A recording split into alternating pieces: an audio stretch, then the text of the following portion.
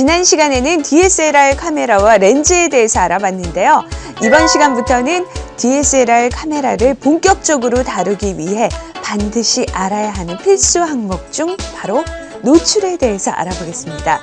노출이란 사진의 모든 것이라고 할 수 있을 만큼 중요하다고 하는데요. 저와 함께 배워보시죠.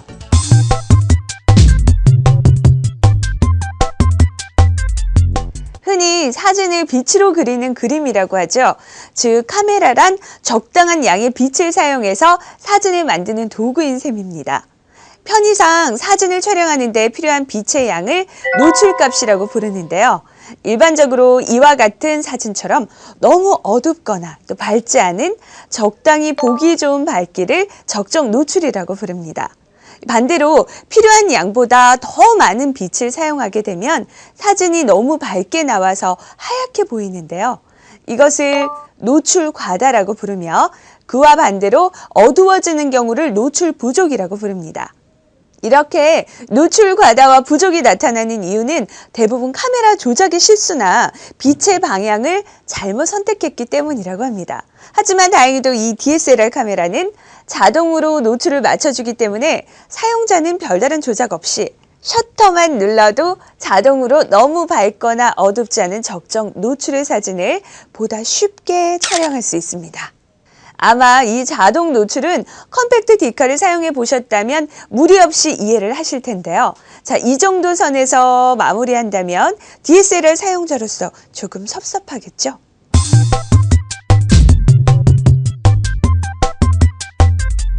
얼마만큼의 빛을 얼마나 오랫동안 쪼여주느냐, 바로 이것이 노출의 관건이기도 한데요. 실제로 카메라는 빛의 양을 측정한 후 적정 노출값을 카메라에 표시합니다. 자, 카메라 상단 액정이나 LCD를 보시면 이 두 숫자 보이시죠? 아마 컴팩트 D카에서 이미 보신 분들도 계실 텐데요. 이 숫자들이 바로 카메라가 자동으로 제공해주는 적정 노출값이라고 합니다. 이 두 수치가 적절히 조절이 되면서 적정 노출이 결정되는 것인데요. 이 두 수치의 정의는 잠시 후에 알아볼게요. 그런데 같은 장소에서 찍더라도 이 적정 노출, 즉 두 수치 값은 서로 달라질 수도 있다는데 과연 어떤 의미일까요? 지금 보고 있는 두 화면은 동일한 장소에서 촬영을 하고 있는 상태인데도 불구하고 각각의 수치가 서로 다르다는 것을 볼 수 있겠죠. 그럼 결과물은 어떨까요? 보시는 바와 같이 둘 다 적정 노출로 촬영된 것을 알 수 있겠죠? 즉, 두 수치가 바뀐다고 해도 동일한 밝기를 가진 적정 노출의 사진을 얻었다고 할 수 있습니다. 조금 어려우신가요? 하지만 여기에는 간단한 원리가 있는데요. 이 두 수치와 관련해서 좀 더 쉽게 예제를 들어볼까요? 지금 보시는 그림과 같이 두 컵에 물을 가득 채운다고 가정해 볼게요. 수도꼭지를 조금만 열어둘 경우에는 물이 가득 차는 시간이 무척 오래 걸릴 겁니다. 그에 반해서 수도꼭지를 최대한 열어둔다면 매우 빨리 물을 받을 수 있겠죠? 하지만 사용한 수도꼭지 구멍과 물을 받는 시간은 각기 달랐을지라도 받아진 물의 양만을 생각해 본다면 결국 두 경우 모두 똑같다고 말할 수 있겠죠? 조금 전에 봤던 두 수치를 각각 수도꼭지 구멍과 물을 받는 시간으로 비유해 본다면 물을 받는 양, 즉 노출값은 동일하다는 의미입니다. 이 조리개는 수도꼭지 구멍의 크기, 셔터 스피드는 바로 물을 받는 시간에 해당됩니다.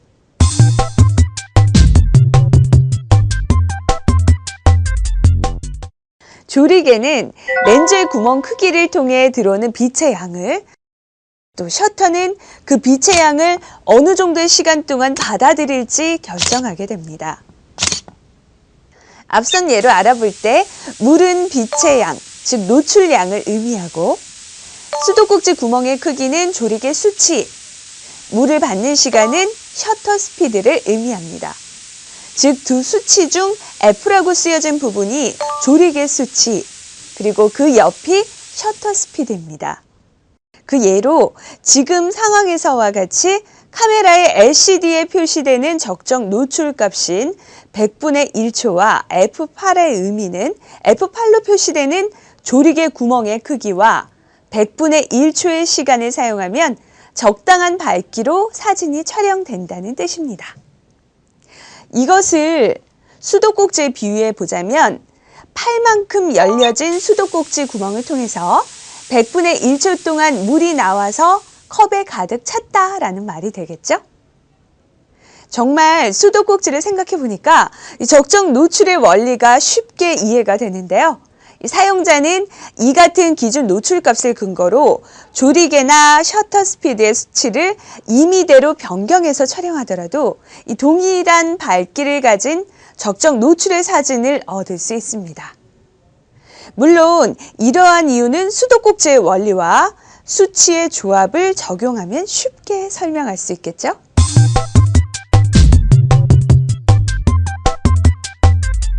조리개와 셔터 스피드는 서로 약속된 숫자로서 이러한 숫자는 모든 카메라에 동일하게 적용이 됩니다. 보통 조리개 수치를 구분할 때 2.8부터 22라고 정해진 숫자를 순서대로 사용하며 모든 숫자 앞에 F를 붙입니다. 이러한 수치들은 조리개 구멍의 크기를 나타내는데요. 숫자가 적을수록 구멍의 크기가 커지고 그 반대로 가면 갈수록 구멍의 크기는 작아집니다. 셔터 스피드 역시 보통 1초부터 1000분의 1초의 순서로 표시가 되는데요. 1000분의 1초란 0.0001초의 극히 짧은 순간을 의미합니다. 또한 이 수치들 사이의 단계를 스탑 차이라고 부르는데요. 조리개 F8과 F11은 서로 한 단계 차이가 나기 때문에 원스톱 차이라고 표시를 합니다. 원스톱 차이 F8은 F11보다 2배 정도 많은 양의 빛을 받아들입니다. 이러한 표시는 셔터 스피드에서도 동일하게 적용됩니다. 적정 노출값이 같은 환경에서 조리개 구멍을 크게 하면 할수록 빛을 많이 받아서 찰칵 하는 빠른 셔터 스피드가 적용이 되고요. 그와 반대로 조리개 구멍을 작게 열면 빛을 덜 받아서 찰칵 하는 느린 셔터 스피드가 적용되는 것입니다. 물론 이 둘 다 동일한 밝기로 촬영된 사진으로 보이게 되는 것이죠.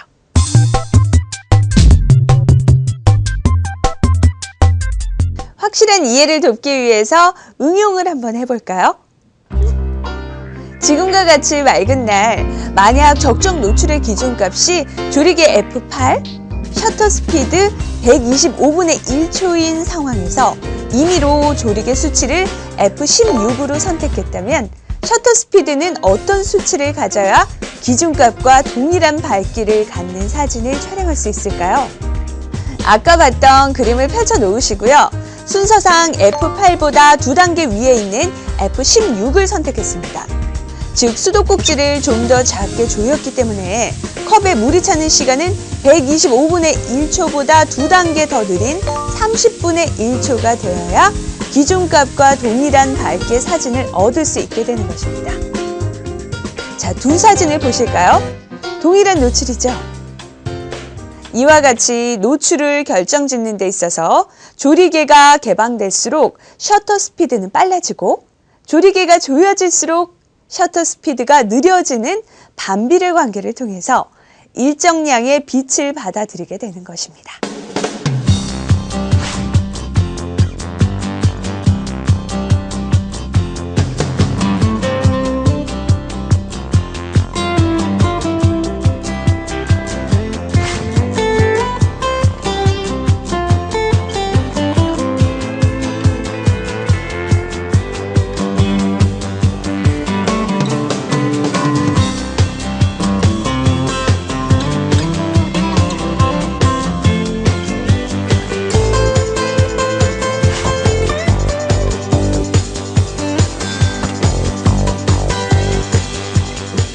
여러분, 지난 시간보다 많이 어려우셨죠? 하지만 노출의 원리, 그리고 조리개와 셔터 스피드의 순서만 기억하고 있다면 사진에서 가장 중요한 부분은 이미 마스터한 것이나 다름없다고 합니다. 물론 앞으로 이 조리개와 셔터 스피드에 대해서 자세히 배우게 될 때도 좀 더 쉽게 이해할 수 있겠죠? 자, 오늘 배운 내용은 아주 중요하기 때문에 꼭 기억해 두셔야 합니다. 자, 그럼 다음 편에서는 조리개와 관련된 심도에 대해서 더 자세히 알아보도록 할게요. 헬로우 DSLR 다음 편에서 만나요.